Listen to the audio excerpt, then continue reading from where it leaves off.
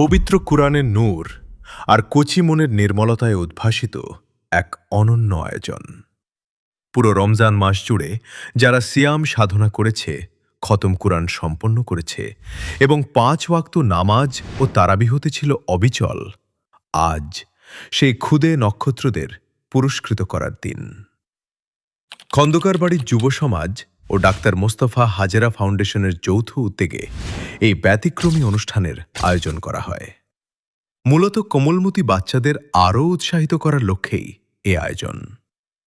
আজকের এই অনুষ্ঠানে প্রধান অতিথি ও সভাপতি হিসেবে মঞ্চে উপস্থিত ছিলেন ডাক্তার মোস্তফা হাজেরা ফাউন্ডেশনের প্রতিষ্ঠাতা এবং উপদেষ্টা গোলাম মর্তুজা।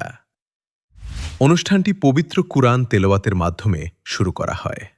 পরবর্তীতে অনুষ্ঠানের প্রধান অতিথি ডাক্তার মোস্তফা হাজেরা ফাউন্ডেশনের প্রতিষ্ঠাতা এবং উপদেষ্টা গোলাম মর্তুজা ওনার অনুপ্রেরণামূলক মূল্যবান বক্তব্য প্রদান করেন।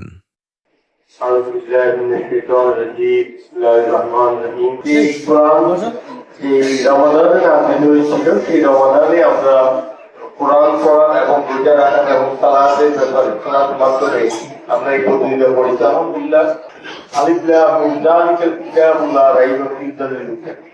এই কোরআনে আল্লাহ সুবহানাহু ওয়া তাআলা নিজে বলছেন যে এটা কার জন্য ডেভেলপ করা হয়েছে, এটা হলো মুত্তাকিদের এবং এটার মধ্যে কোনো সন্দেহ নেই, এটা যে পদ্ধতি হিসেবে কোনো সন্দেহ নেই। সেখানেও বলা হলো যে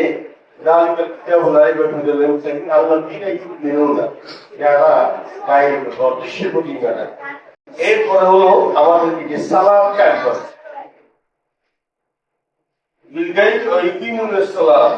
তাহলে আল্লাহ মুত্তাকিদের তিনটা ক্যাটাগরি এই আয়াতের মধ্যে বর্ণনা করেছে।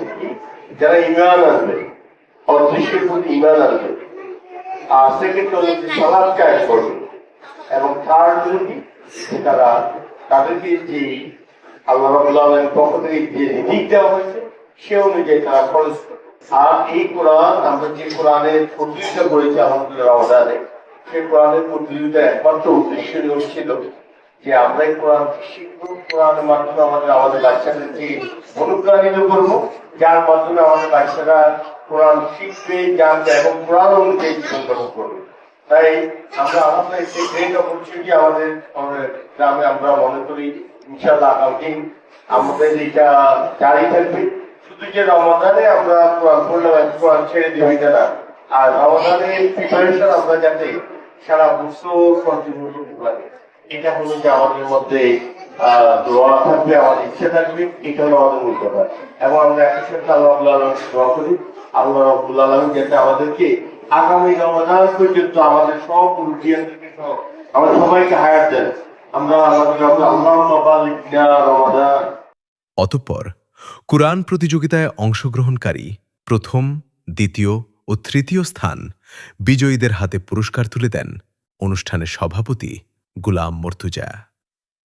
শুধু প্রথম, দ্বিতীয় বা তৃতীয় নয়, বরং অংশগ্রহণকারী প্রতিটি শিশুর হাতেই তুলে দেওয়া হয়েছে ভালোবাসার এ উপহার। কারণ ইসলামের পথে তাদের প্রতিটি পদক্ষেপই এক একটি বিজয়। কোমলমতি শিশুদের আগামীর সুনাগরিক হিসেবে গড়ে তুলতে আমরা বদ্ধপরিকর।